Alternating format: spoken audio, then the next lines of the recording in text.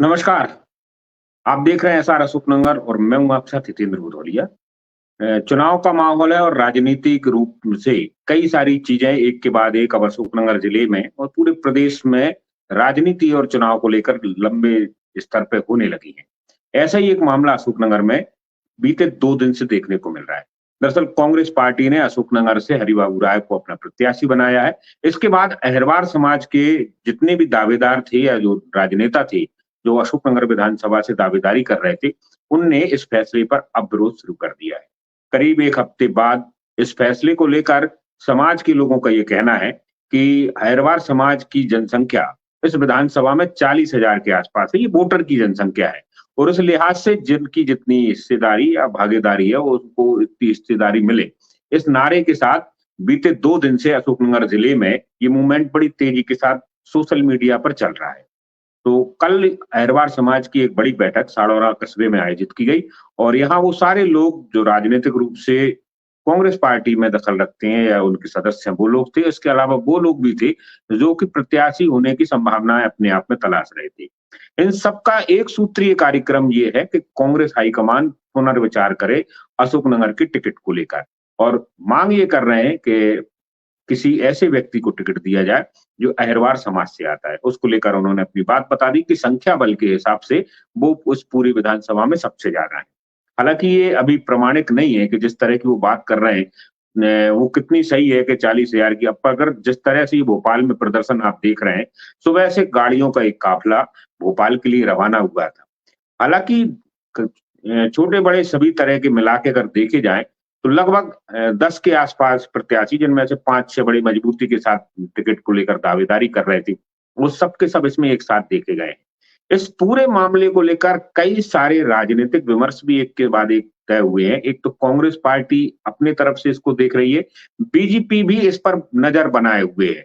कई स्थानों पर इस तरह की भी चीजें सामने आने वाली हैं, आ सकती हैं, जो सुनने में आ रही हैं कि लोग समझ रहे हैं कि इसके पीछे कोई एक और राजनीतिक चीज है।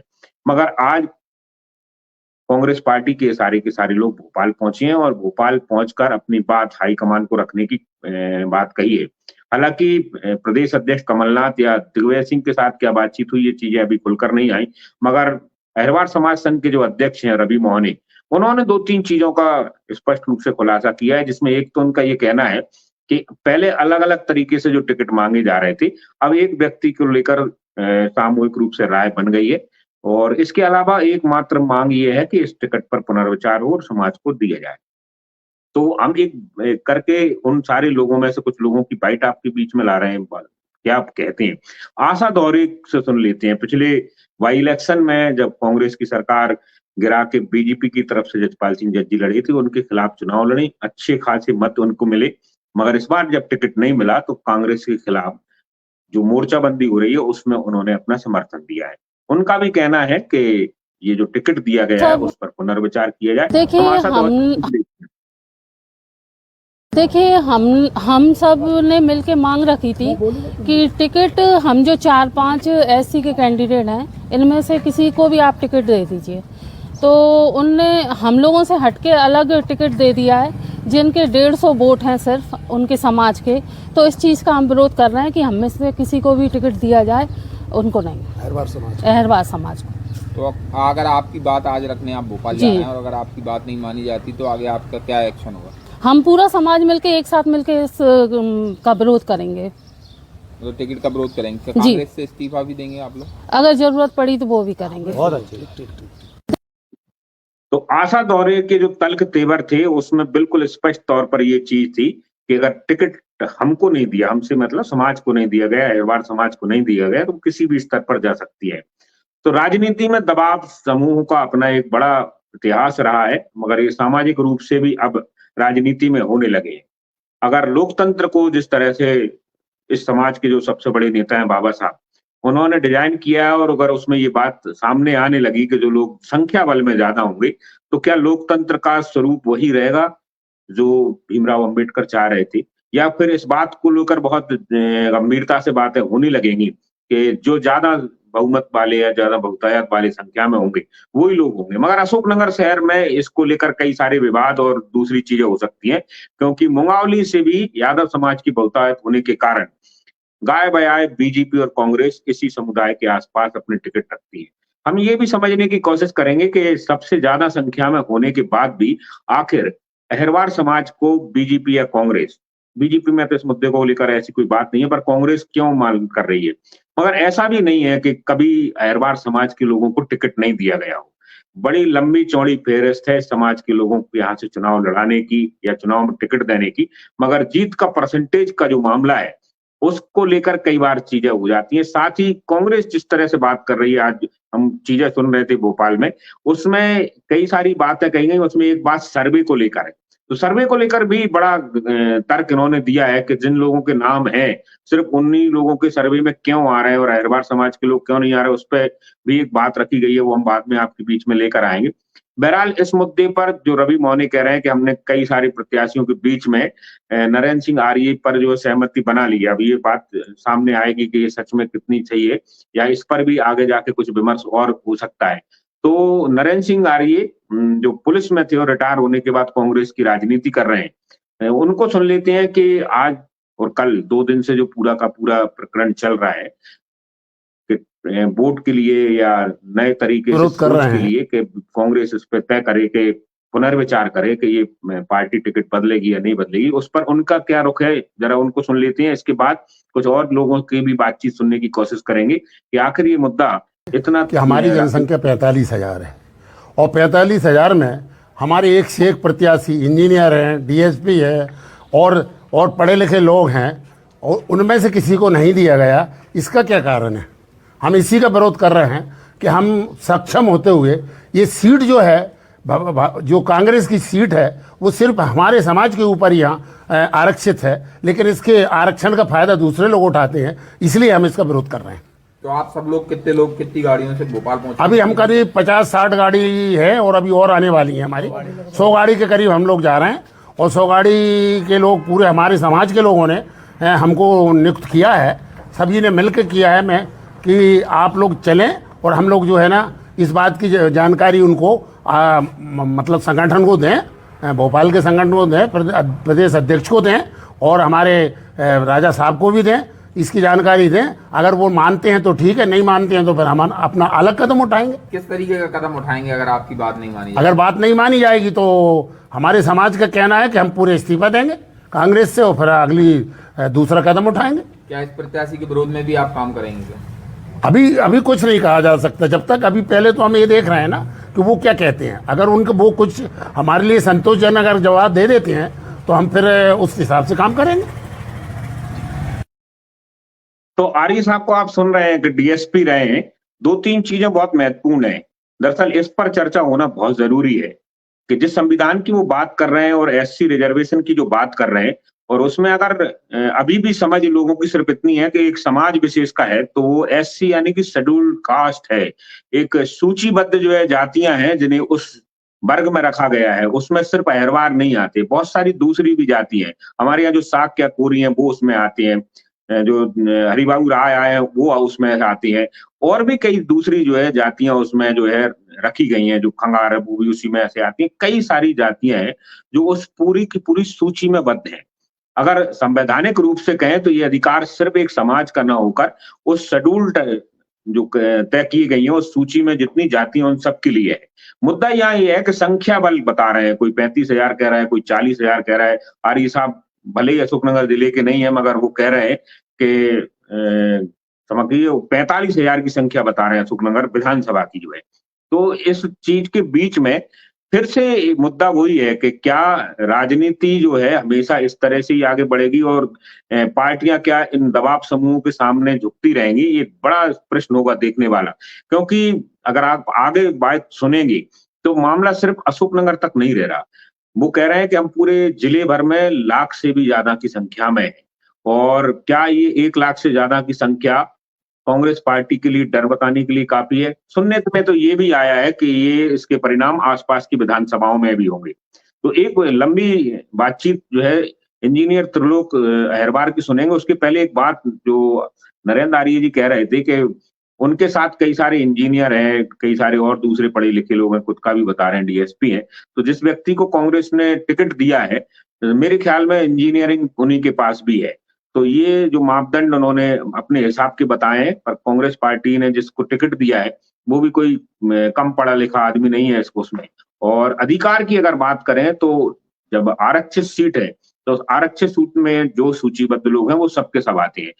तो त्रिलोक अहिरवार जी को जो पिछले 3-4 बार से टिकट मांग रहे हैं, कई बार उनसे जुड़े लोगों को या उनकी समाज के लोगों को टिकट मिल भी चुका है।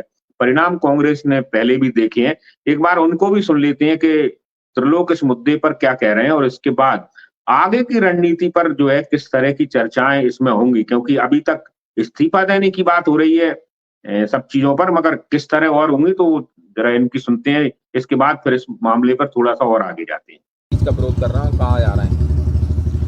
देखिए, हम पूरा हमारा अहिरवार समाज, पूरा शुद्ध एससी समाज, जाटव समाज, हमारा समाज का तीनों विधानसभाओं में 1,10,000 के लगभग हमारा वोट है, तीनों जिले की तीनों विधानसभाओं में। तो हमने हमारे यहाँ कांग्रेस पार्टी में जो भी हमारे हाईकमान हैं, परम सम्माननीय राजा साहब, परम सम्माननीय कमलनाथ जी और पीसीसी पे भी जितने अधिकारी हैं, सबको हमने पहले बताया है कि हमारी समाज का इतना वोट बैंक है और असोनर सीट जो है आरक्षित सीट है, आरक्षित सीट पे हम लोगों का पूरा हक और अधिकार है और हम अपने हक की लड़ाई और अधिकार की लड़ाई लड़ने के लिए आज हम भोपाल जा रहे हैं और अपने समाज के व्यक्ति को, समाज को महत्व देने के लिए समाज के व्यक्ति को टिकट मांगने जा रहे हैं। तो अगर आपकी बात पूरी नहीं होती है तो आप क्या एक्शन होगा आपका?